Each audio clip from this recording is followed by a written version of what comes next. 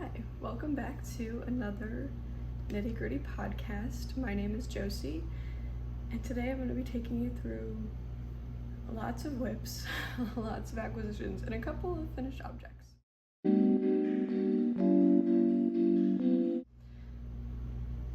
I'll start with what I'm wearing. I always forget that. I will say, I am in pajama pants. Yes, it is the middle of the day. If I'm at home, I'm probably in pajamas, so I thought I'd just keep it realistic. But I have on my Loco cardigan. This is a Wool in the Gang pattern. It's a kit. Unfortunately, you can only buy the pattern if you purchase the kit, but they do have really good sales, so stay on the lookout for that because I get tons of compliments on this sweater. People love this sweater. This is like the easiest thing I've ever made. It's completely paneled. The dandelion stitch looks really complicated, but it's not at all. It's a good summer sweater though, I will say. The yarn does snag really bad, like the yarn itself, as well as the petals. And I can't remember if I wore this in the last video, but it's one of my few summer pieces, and it's nice because I feel like I have a layer on because I just like being bundled up, but at the same time it's really cool. So yeah, I guess we'll get started with finished objects, which I will say two of which I don't have to show because one is blocking upstairs at the moment and the other one I gifted. It was a pair of socks from my stepmom, which were in the previous videos. The shawl that I finished that's blocking was not in a previous video. It was actually an acquisition from the Midwest Fiber Festival. So the yarn is the Apothefaery 70/30 Silk Merino blend. Let me tell you, so dreamy. Incredible to work with, and it was a crochet shawl. So, let me think. So, the crochet shawl, the pattern is Vintage Peach. It's a fingering weight pattern made to use one skein, and I actually had, I think I left it upstairs, but like less than an ounce left. I don't have the exact grams because my kitchen scale is only in ounces, but it wouldn't even go to 1 ounce, so I'm thinking somewhere around like 2 to 3 grams left, just this itty bitty baby ball of yarn. So I'm really glad that I used all of it because I was worried that there'd be like a little bit of an awkward amount left, and it's so nice that I want to use all of it.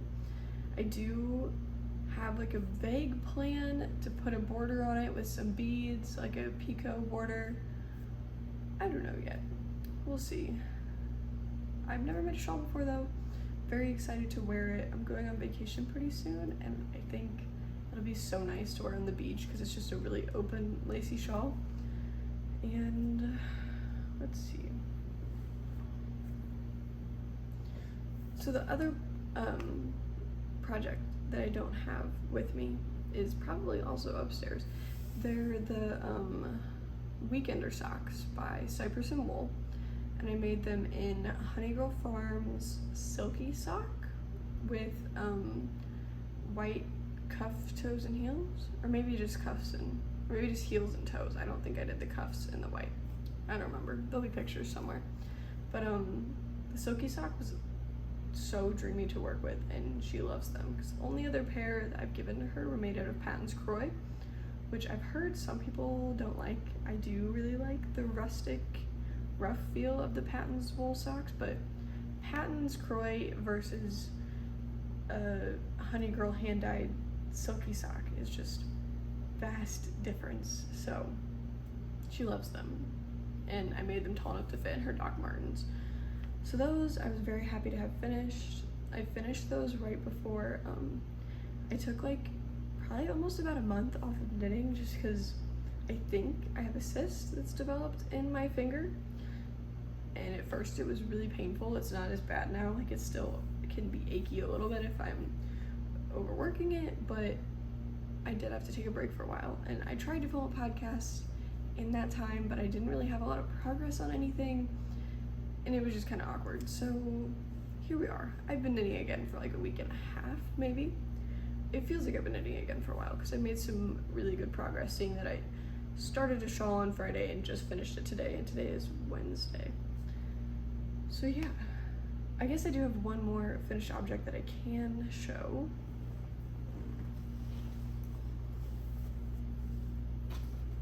So this is a sock, a DK sock that I've recently finished. Has not been blocked, the ends are not woven in, and yes, there is just one, there is no pair. This is a sample for the shop that I work at. I work at Yarncom in St. Louis. I'm not exactly sure what kinds of details I can give out about this because it's being used for something in the shop. But I will comment on the yarn, which is, wind it up. This is Red Door Fibers DK in the colorway Yip Yip. I think it's called their classic DK. It's a really cool color. I think it was one of the Yarncom colorways if I'm not incorrect, but it's way too close to my skin, like even just taking it on to like see it, or putting it on to see if it fits. It just looks like I have like really swollen feet or something, but the pattern when you have it on actually is so much, like it just looks really, really nice. I thought I had my sock blockers out here. I don't, but you can see if I like open up the stitching, like the stitch pattern is very pretty. Yeah, once I know what I'm allowed to disclose about this, you guys will know. All right. So I'll start with, let me check. Yeah.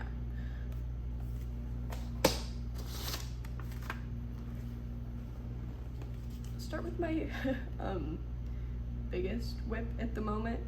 I've been working on this sweater since the end of January. I checked that the other day just because I feel like this has been such a slog, and that's just because I've been working on it through school and through getting a slight hand injury and not being able to work on it, and I did the body before I did the sleeves. I'm very happy about how it's fitting and how it's looking now, but I just want it to be over. But I do have some good news. I have a sleeve that I finished. So I will say one thing about this project, because it's striped and I'm using Merino and Mohair, keeping track of the yarn is a little frustrating, just a little bit. So this is the Structure Loop sweater by Other Loops. Pull it out. I'm keeping it in a crate at the moment just because it can't tumble as much, and it's a big project and I don't really have any great big project bags. Like I have a couple tote bags, but still I feel like it just rolls and then the yarn is a mess, and the yarn's a mess even when it's in a stable container. So yes, here she is. Hold it up a little better with, there's like cardboard or something on there. Nice. I finished one sleeve and I started the second one like 2 nights ago. The yarn is Knitting for Olive Merino and their Mohair. So the blues are both soft blue. The black, one is Licorice, one is Midnight. I think the Merino is Licorice and the Mohair is Midnight. Not 100% sure. I do really love this yarn combo though. I've knit a couple sweaters with this yarn. It's my favorite thing like ever. It's an absolute joy to work with. The Mohair is fantastic. It washes really nice and it gets softer and softer and softer as you wash it. But yeah, and the fit is currently really great. Like I haven't blocked it yet, and I took a class actually last night with Ann Cozen. I believe she's Annie Knits on most platforms, and she's just a very, very knowledgeable knitter, and it was a class about yarn substitutions and the like. And something she mentioned was the fact that if you're trying on a garment to see how it fits, if it's not yet been blocked, it's like not even worth trying it on, because it'll be a completely different look. Maybe not completely different, but things will change. That being said, this is not blocked. I've not done any kind of washing to it yet. But I have worked with this yarn before and I kind of understand how it grows, so I think it'll be fine. A couple details about this sweater. When you're reading the pattern for the decreases in the arms, or for the arms, I should just say, or the sleeves, it says pick up so-and-so stitches, continue till this many inches before the ribbing, like most patterns would. I pick up, I'm knitting, I'm about probably 3 stripes in. 3 stripes in, you turn to the next page, and it says, while doing this, continue to decrease on the next page. I just assumed that it was a balloon sleeve. It's not supposed to be a balloon sleeve, definitely supposed to be a tapered sleeve. So I was too far in and this was taking too long, so I disregarded the decrease instructions for the main portion of the sleeve before I started decreasing at least, and I just made my own plan. So I got until this red marker, and that's where I started my decreases, and I just did them every like 7 rows, I think, which is kind of a weird number to do decreases on, but it's just how it worked best in the chart for the stripes.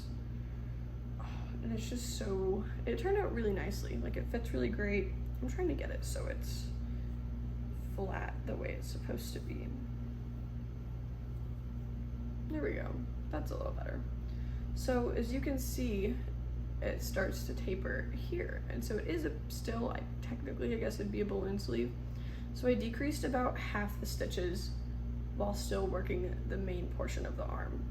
And then I did rapid decreases, like I knitted 2 together every like 5 and 6 stitches for the cuff. Another fun detail about this. So when I did the ribbing, the 1x1 ribbing on the bottom of this, just for the body, I didn't know how to Norwegian purl. So I just did my normal continental purling how I normally would.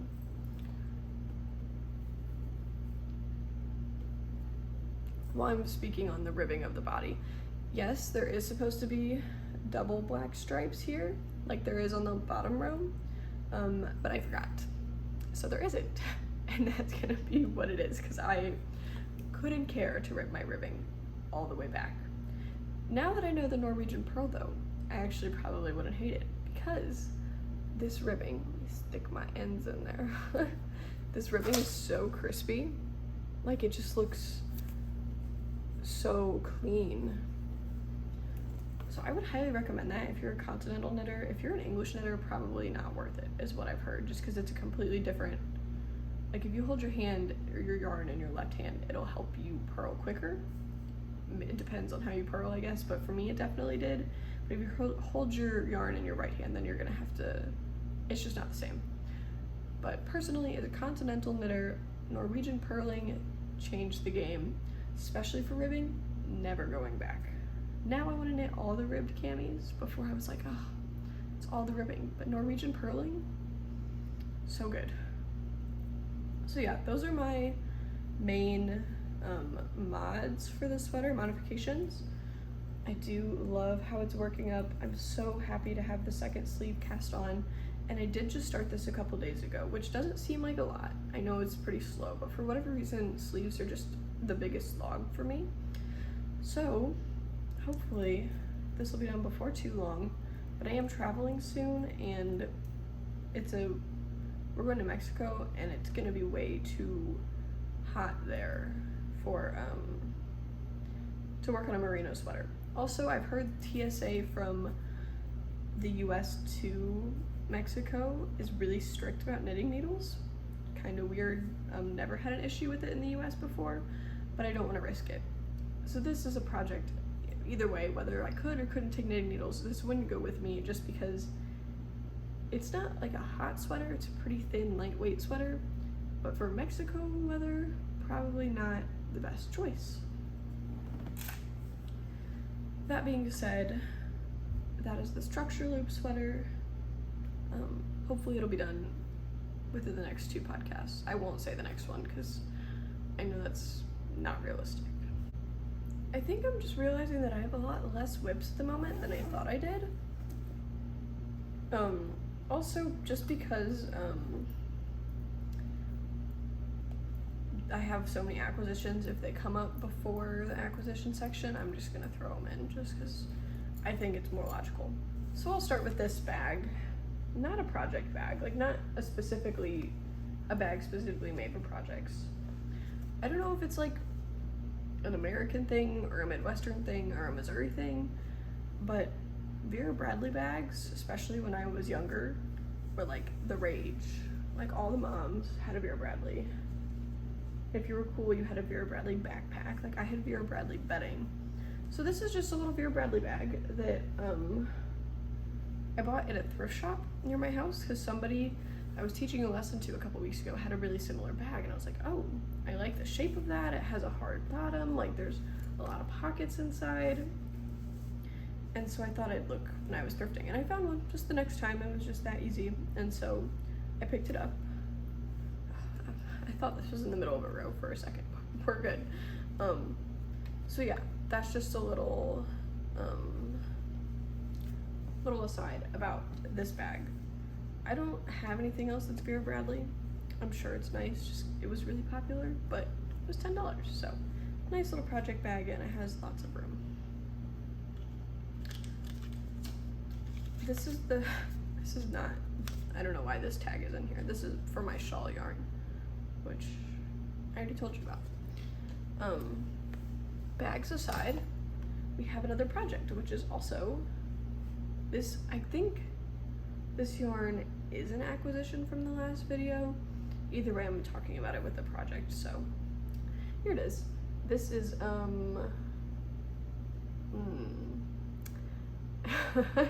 I can never remember. I believe it's Verano. Yeah, that's the cotton one. I can never remember Verano versus Arroyo. This is Malabrigo Verano in 100% Pima cotton in the colorway Rain. With this, I am making a little tank top, which I also have not decided whether or not I like the shape of yet. I don't know. I started it and I like flew through it, and then I started that shawl, and then I haven't worked on anything since, so I haven't even looked at this in a couple of days. But this is what it looks like so far. It's paneled and knit bottom up, obviously, and I've got a good way through. I think at this point I did understand, or I had learned the Norwegian purling, because this is the first thing I started after I got back into knitting after taking that break. And I was like, let me try a different kind of purling. Like maybe that'll help my hand strain and just hand paint in general. And like, oh, it's so crispy. It's literally like the best thing I've ever seen. But anyways, this pattern is Cyra by Kim Hargreaves in the Divine book. If you watched my last podcast, it was that acquisition book that I got at the very end. I'll throw in some pictures of what the finished project is supposed to be. Both the front and the back are identical, and I've gotten to the point where I just started binding off a couple stitches to start the sleeve decreases. Also, I'm making modifications to this because it seems like it looks cropped in the pattern, but at the same time, I have a really defined waist, but my hips are located high on my body. I don't know how else to say that. So I'm not quite knitting this to the length that it tells you to, which is a challenge because it's bottom up, and I'm not super familiar with bottom up, but we make it work. Also, it's cotton, so it's gonna grow. Did I swatch? Yes. Was the swatch blocked? No. Was the swatch in the correct stitch pattern? Also no, because apparently I don't know how to read. But it is what it is. I understand it's gonna grow. It'll be an experiment. Maybe I'll swatch before I finish this to see if it's worth my time. Maybe. Strong maybe. But here's where it's at currently. So the underarm decreases. Maybe I should make this a little longer. Maybe I should go back. But yeah, I just need to swatch is what we're learning holding it up. So I want the ribbing obviously to fall under my bust. It's kind of cute now that I'm looking at it. I don't know. I should swatch. Also, the way the armhole decreases are written is like stupid confusing. I think that's just the style of editorial patterns though. Like when you buy patterns in a book, they generally are super condensed to try and fit them in as the least amount of room possible. And that's another reason why I've just left this. But maybe I'll swatch before I continue. That could be an option. Should be the next option, because this could be a lot of work gone to waste if it doesn't fit right, especially because I'm modifying it assuming that it's gonna grow. But yeah, Cyra, or is it Cypra? Cyra top. I just checked. I do overall like the yarn. I'm not sure if I'm gonna have enough either. Only got 2. Just another reason I was cutting it short. We will see. We will see. I also don't really have as much motivation to work on this at the moment, so we'll see if anything even gets done with it by next time, because I really haven't felt like it. But usually when I like words, based on my last couple podcasts, after I talk about a project that I'm just like, I don't know, and then I pick it up again and I start working on it, I'm like, oh, why didn't I? Also, that's just how I am in general. If I take a project into work and I show people and they're like, oh, that's so cute, or they ask questions about it, or I just like actually look at it and I'm like, oh, it's not as bad as I made it in my head. So that is another whip. It might be my last whip. No, it's not. I lied. There's one more.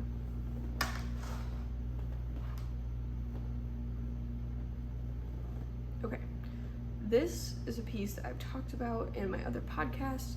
I think I've made progress since the last time, but not really progress that like is interesting to show.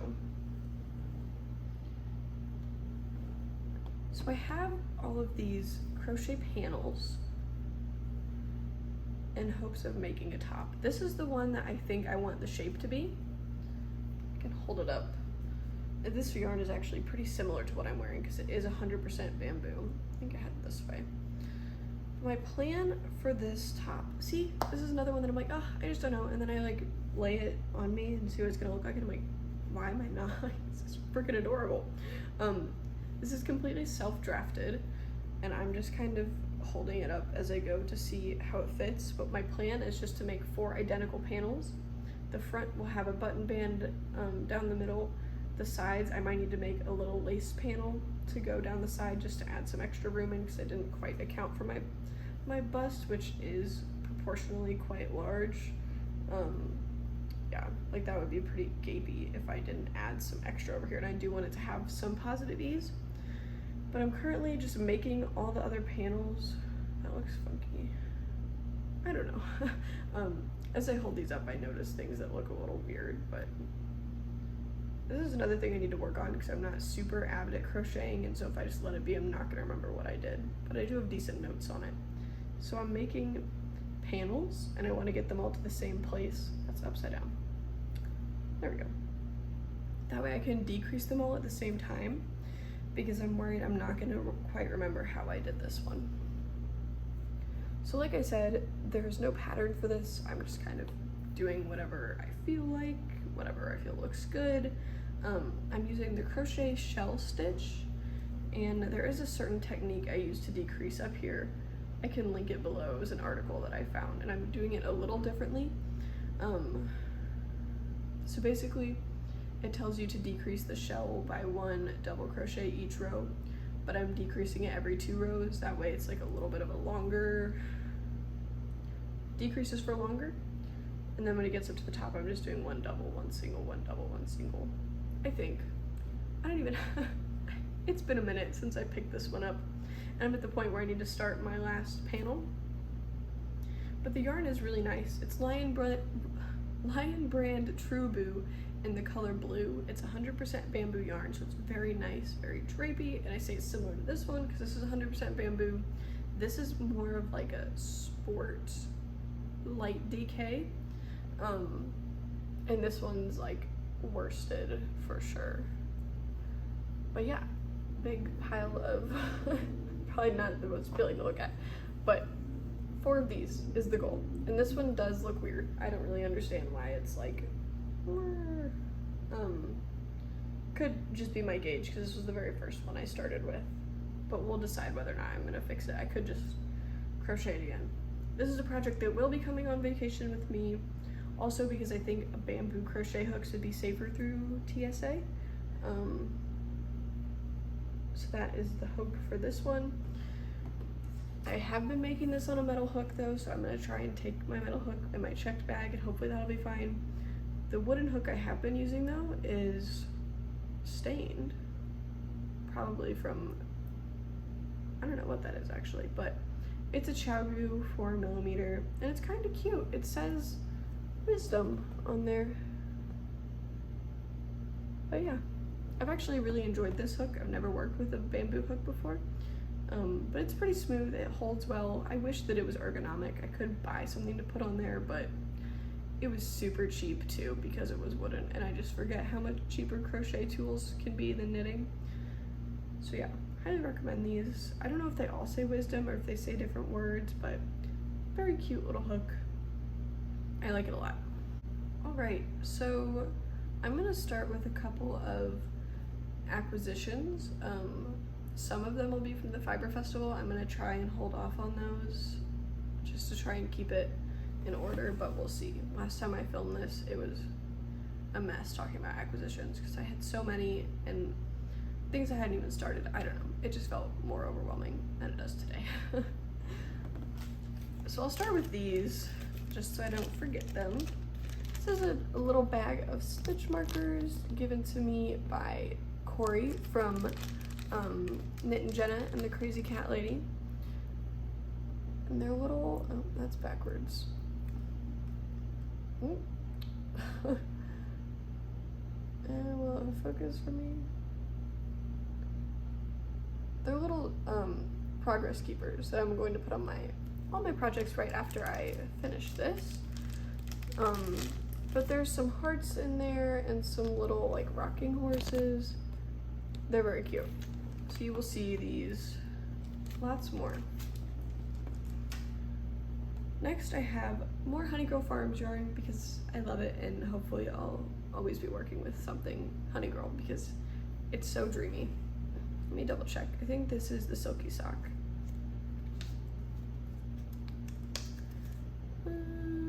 Yes, Silky sock in the colorway Dusty Rose. I apologize, this cake is like the biggest mess in the world. Will I rewind it? No, I will not. Probably should because I will be center pulling this one, which is weird. I know, I don't normally center pull, but I'll explain why in a second. This is yarn that my grandmother picked out, and I told her I would make her a pair of socks. But I'm thinking I might use this to make another shawl, like the one that I just made that's blocking upstairs right now. I think it would be so drapey and nice and luxurious, and I'm gonna try and like bead them.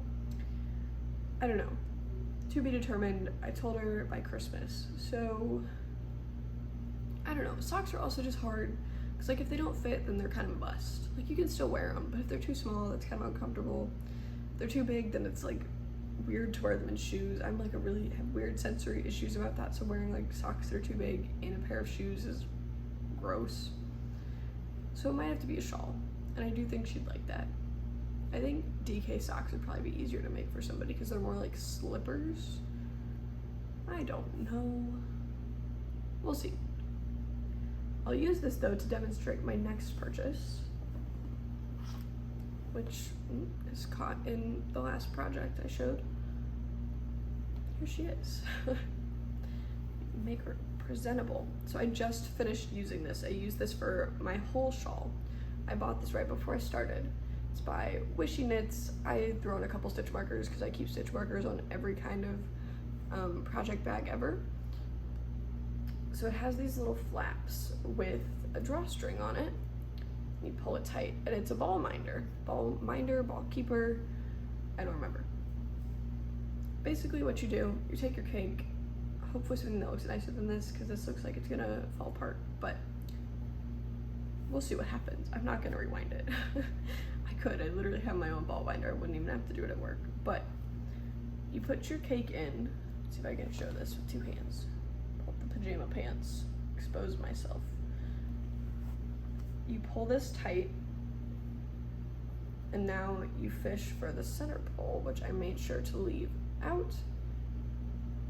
And it's tight because I didn't wind this well. Maybe I will rewind this because this is a bad demonstration. It's supposed to be smooth and easy.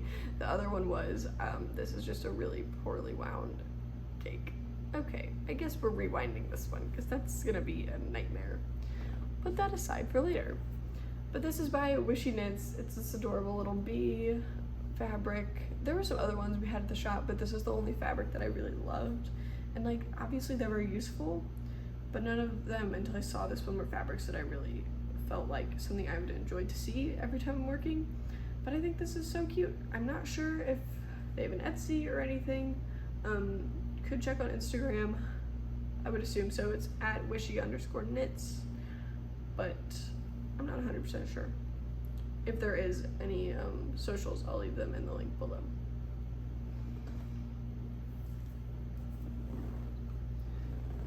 All right, so the next one is yarn. I have another hank of it back here. Let me grab it. I knit a swatch. I know, kind of crazy.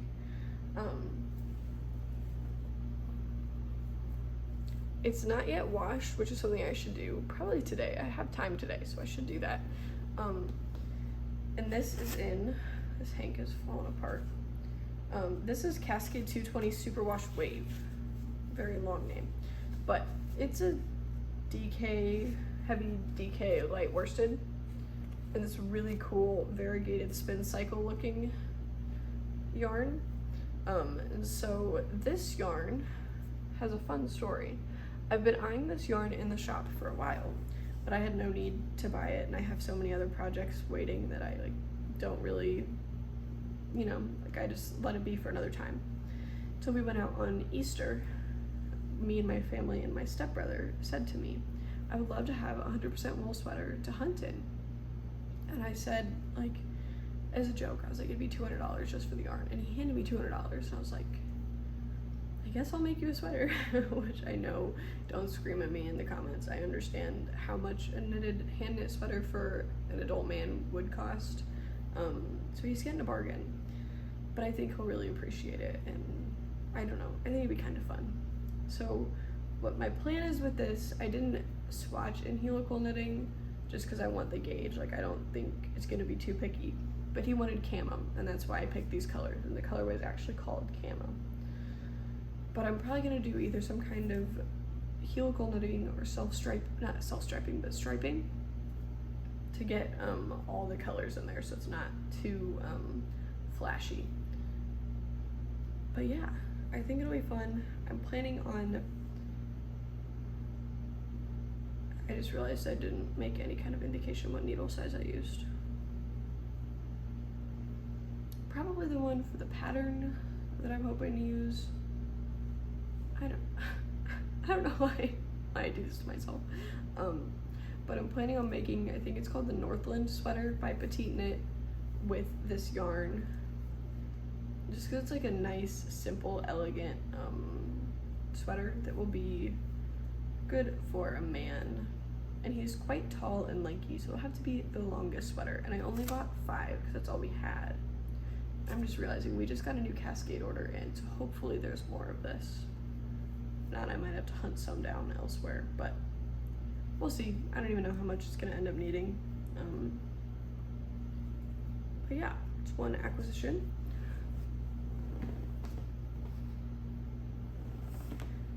I believe that's the last acquisition not from the Fiber Festival. So now I'll start with all the Midwest Fiber Festival fun. So if you don't know, or you're not from the Midwest, and even if you are, you might not have heard of it because it was only the 2nd annual Fiber Festival for the Midwest this year. So even if you're not from the area, it's not a huge festival yet. Like, this was only the 2nd year it's ever gone on. It's called just the Midwest Fiber Festival. It's located in St. Louis at the St. Louis Community College Merrimack location, and it's every April is when we're hoping to do, or is when we, like the dates we've decided, the last weekend in April. I think I have 3 of these, so I don't know where the last one is. I don't know. Anyways, I'm getting sidetracked. But basically, I think we had like 48 something vendors this year from all over the Midwest. all kinds of fiber stuff. I'd never been to a festival before, a fiber festival, so I didn't know what to expect, but lots of yarn, lots of fleece. We had some quilting booths. We had rug hooking, which I'd never heard of before. It was super interesting.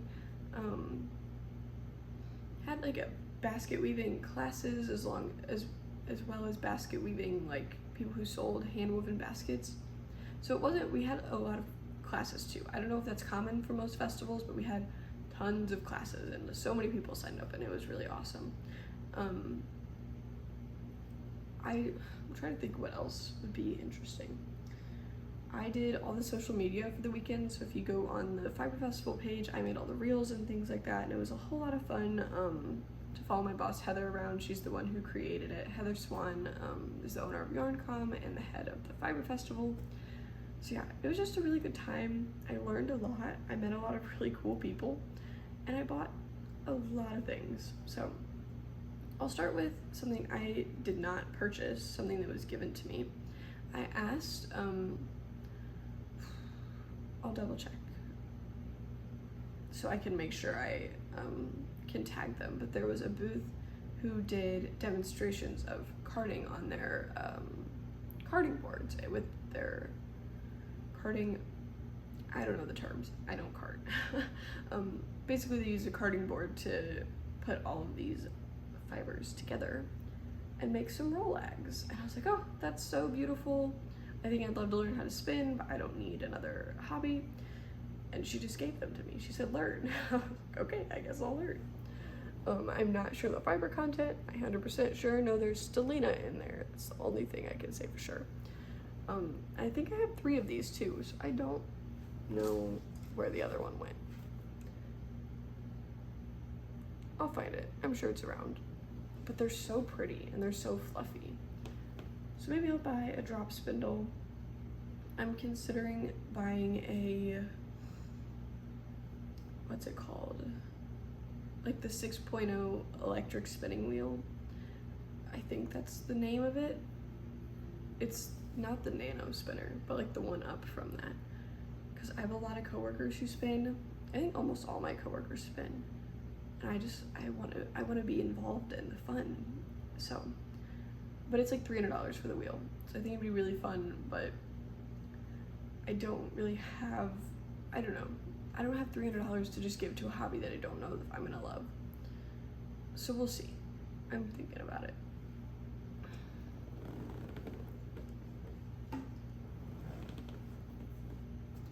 There's been a lot of purple in this video. I have my purple yarn from my grandma, purple in the Rolags, and then I should say Rolags, if you don't know what that is, it's just how they roll up the fiber after carding it. Anyways, lots of purple. Purple in the Rolags, purple from my grandma's yarn, and purple from this acquisition. Also purple in my Vera Bradley bag. But this is another Fiber Festival acquisition. These are, let me check. I think either this yarn is discontinued or this dyer does not dye anymore. But this is Super Fine Yarn Co., handmade in Cleveland, Ohio. This is their Qwirky, the colorway is Qwirky Sun Ravishing. Or maybe, no. I think maybe that's just what the yarn is called. Qwirky Suri. It just says Qwirky Suri, not Qwirky Sun. I just can't. I swear, I got new contacts like last month and I already can't see. It's a little problematic, but it is what it is. This is Qwirky Suri in an original colorway. It's a one of a kind. It's 50 grams and 328 yards. Oops. But they're so pretty. I did have a vision in mind when I picked out what Suri, or what kind of mohair, or what kind of, you know, fluffy lace weight yarn I would like to buy. This is not at all what I had in mind. But I bought this out of a clearance bin, and you know, fiber's expensive, so we love a good clearance find when we can find one. I bought this from the Yarn Adventure Truck. So fun, by the way. Follow their Instagram to see if they're ever gonna stop near you, because they're so cool. But yeah, really, really neat. And I'm planning to use this for, I'll double check the pattern name, but it's another pattern from the Kim Hargreaves Divine book. I want to hold, it calls for 4 strands, so I hold this one, double with this one, and then a triple and quadruple with, I'm thinking like a gray blue, to just mute it all down. And it's like a super lacy mesh pullover knit on size like 17 needles, so a little ridiculous, but I think it'd be so fun. So yeah, that is this was my first purchase of the festival. Now we'll do something else that isn't yarn, just because I do have a lot of acquisitions that are not specifically yarn related. This bag, I believe it's called, I think the brand's called Freaker. There's no tags in here. It is a zipper bag, which I do love. Yeah, there's no tags, but it's just a cute little tote bag with a squirrel riding a narwhal. And this is not something I purchased. This was given to me by Shauna, the dyer behind Honey Girl Farms, the one who made the yarn for my pink socks that I finished at the beginning of this video, and then the other purpley pink sock hank for my grandma. But yeah, we work together. Not every Friday. We used to work together every Friday, but she's literally the best. I love working with her. And she saw, I had been carrying my sock whips around in this like ratty pencil bag that was falling apart. And when I say that, I literally mean it, because it was a woven bag, but I like picked, I don't know, I like picked the weaving apart, and so it was literally in shambles. And she was like, you can't be walking around like that. So she gave me this, and it's really fun. And there were other ones that were really freaking adorable, but they were like a little inappropriate, and I'm like, I don't really care, but I think my 12-year-old sister, my parents might not appreciate that. There was one that was, it said, "Hey asshole," and it was a cat with its booty up in the air, and they're funny. I think they probably have a website. I believe they're called Freaker. I'll double check. It'll be below. Last acquisition of the video, also Fiber Festival related. These, oh my god, they're so pretty. So these hanks didn't come with ball bands, and so I don't have super specific information about them. But they are a fingering weight 100% merino, and they were dyed by Shauna from Honey Girl Farms. And the wool is from sheep in Missouri, which is so special. They're from Boonesville, Missouri, which I don't think is, actually I don't know how far it is from here, but it's decently local, which is really cool. Like I always see Heather from, no, it's not Heather. The girl from Heather and Hops. I apologize. I don't remember. I don't think her first name is Heather, but it'll come to me. She always works with yarn, not always, but she has worked with yarn in the past that is really local to her area. And I just think that's really cool, and I never had an opportunity to purchase anything like that before. But these are both roughly 50 grams. And so my thought, because this is when you hold this up to a strand of knitting for olive merino and cotton merino, which is my all-time favorite yarn, it's super similar, like it's spot on. So I'm thinking it'll be another either Camo number 5 or some kind of ribbed summer top, because I love the way ribbed summer tops fit.